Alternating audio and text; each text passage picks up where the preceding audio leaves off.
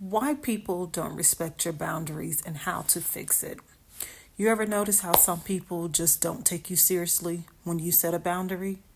Like, no matter how many times you say no, they keep pushing, right? It used to drive me crazy. I'd find myself saying yes to things that I had no interest in just to keep the peace and to keep everything flowing. But here's what I learned. The problem wasn't them, it was me. See, I was the one allowing it. And once I changed how I handled boundaries, everything shifted. Let's talk about it. Now, the reason most people struggle with boundaries is simple. It's guilt. We don't want to disappoint people, right?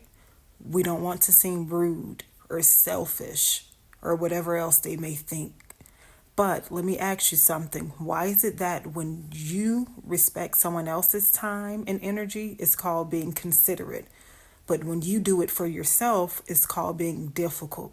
We're being too difficult, right? Something to think about. So, see, we've been conditioned to believe that being a quote unquote good person means saying yes to everything, being available, always helping. But no one tells you is that constantly overextending yourself doesn't make you kind, it makes you exhausted, right? And when you feel drained, frustrated, and resentful, are you really showing up as the best version of yourself or the version that someone else wants you to be? See, I had to learn the hard way that boundaries aren't about pushing people away. They're about keeping yourself whole and keeping your sanity. If you don't protect your energy, no one else will. And trust me, the people who get mad when you set boundaries, they're the ones that's benefited from you not having any. So, how do you actually set boundaries is the question, right? Without feeling guilty. 3 things: communication, clarity, and consistency. First, you want to get clear of what drains you and what energizes you. If something feels heavy, exhausting, or forced, it's probably a sign that you need to set a boundary. You want to pay attention to that. Secondly, you want to communicate your boundaries clearly and confidently.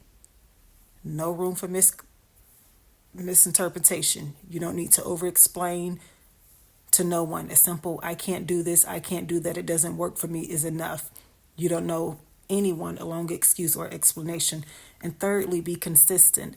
Now, this is the hardest part because when you start enforcing those boundaries, some people will test you as always, right?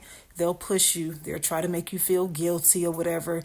That's when you have to stand firm, 10 toes down. If you let one exception slide, they're expected again and again and again. Now, the more you practice, the easier, of course, that it gets. And the more you honor your own boundaries, the more others will too.